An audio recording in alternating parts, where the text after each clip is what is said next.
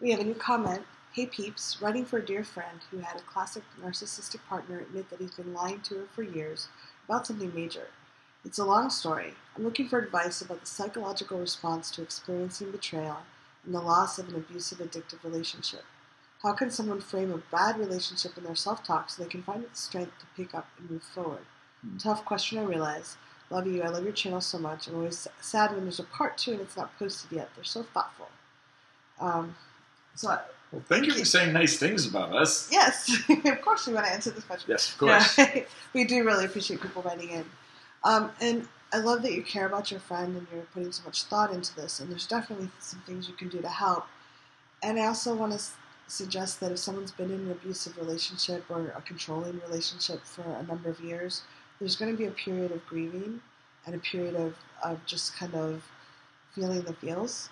So it's sometimes we want to fix things as opposed to just being there with them, and encouraging them to take the steps to help them not repeat the pattern is wonderful.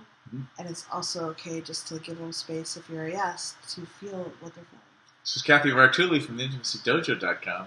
And Reid back of readaboutsex.com. It was such a good question. We forgot to do our little intro. Yes. Oh my goodness. I was wondering why you were smiling at me. I know, because we forgot.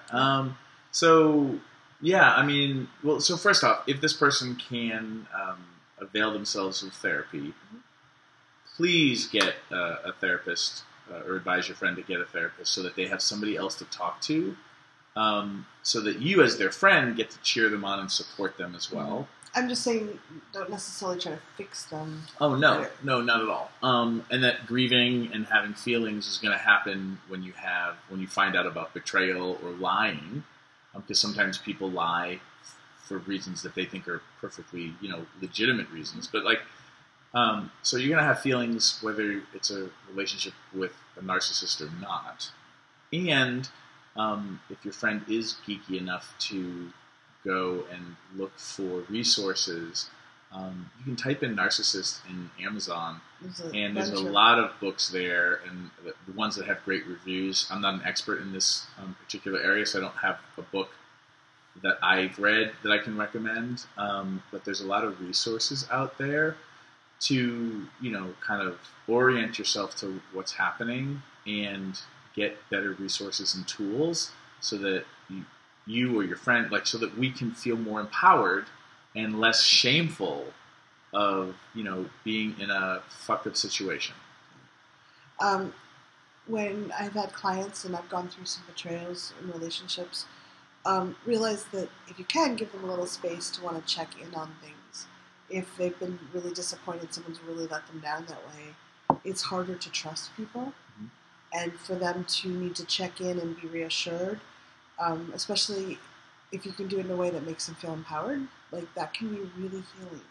It's like if you encourage them to ask for what they need rather than asking indirectly. Because sometimes if someone's been really injured, they won't want to ask for things. They'll want to hint at them. And if you can say, it sounds like you're asking for reassurance, could you be clear about what kind of reassurance you like?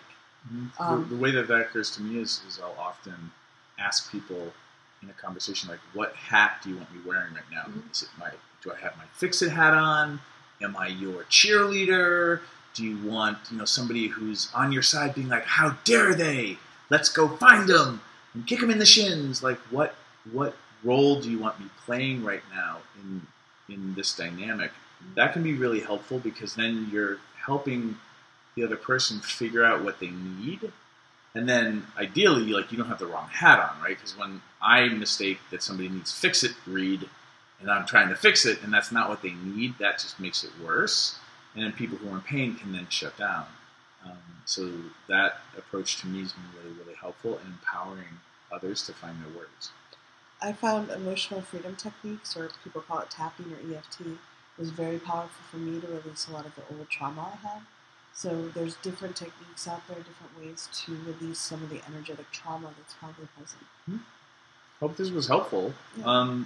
Let us know how it goes, if that feels appropriate.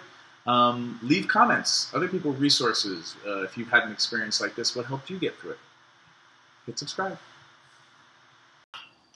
Thanks for watching. If you'd like to subscribe to my social media, it's right there. And please subscribe to this channel there. If you'd like to see more goofy Reid and Cathy, there's more videos there. See them. Why are they there?